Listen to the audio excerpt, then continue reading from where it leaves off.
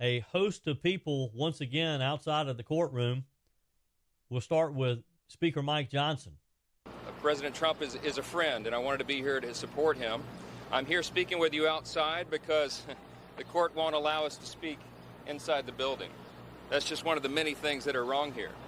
This is the fifth week that President Trump has been in court for this sham of a trial.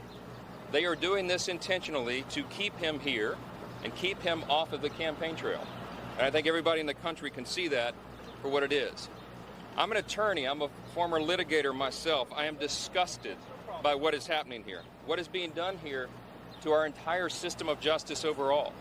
The people are losing faith right now in this country, in our institutions. They're losing faith in our system of justice. And the reason for that is because they see it being abused as it is being done here in New York. The facts here are very important.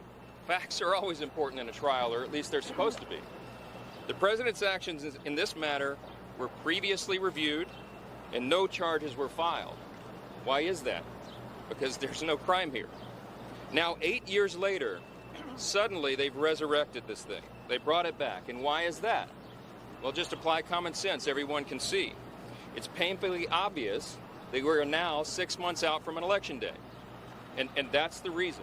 That is the reason why they brought these charges here and across the country. That was Speaker Mike Johnson, again, just outside of the Manhattan courtroom where President Donald Trump will spend day 17 defending himself against these ludicrous charges. Each day there have been various Trump endorsers, Trump supporters, elected officials like the Speaker outside of the courtroom expressing their support of Donald Trump because he can't do it himself. If he does, he'll be slapped with another $1,000 fine. So far, he has paid $11,000 in fines as Judge Merchan has issued those because of violations of the gag order. Judge Merchan, a week or so ago, threatened jail time if, in fact, the former president continued to violate the gag order.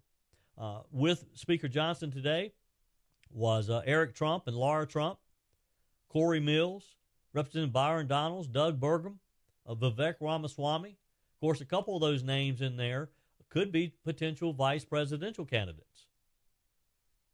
800-655-6453, 1-800-655-MIKE. I'm Joey Hudson, in for Mike on this Tuesday edition of the Mike Gallagher Show. Glad to have you join me.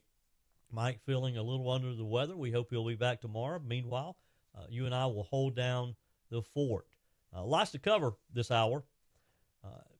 In the trial yesterday, Michael Cohen, who of course was one of Trump's former personal attorneys, testified that he had paid the $130,000, which is at the center of this trial, to porn actress Stormy Daniels. Yesterday, Cohen claimed that he paid that out of his own pocket, that he knew that he needed to keep her quiet. This was just about a month before the election in 2016.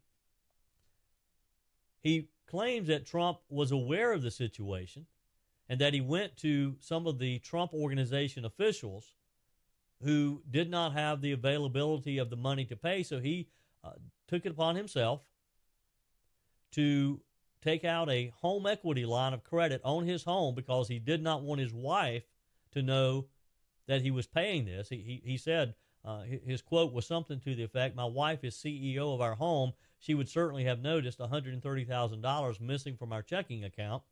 So he went behind her back, took out a credit line on the home, got the $130,000 in order to pay for this non-disclosure agreement, which didn't work. I thought a non-disclosure agreement meant just that.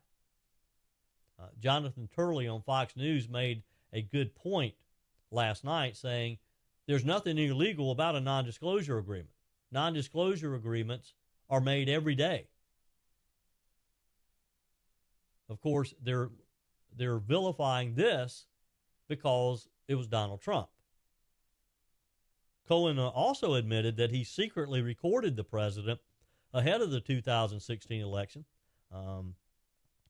as he was talking with the president about this and a couple of other cases, he claimed that he recorded the president so that he would have something on the record, not only to remind Donald Trump that he had paid this money, but also with some of the other people involved that they would remain loyal to the president. We'll see. Again, day 17 has started in this Manhattan courtroom.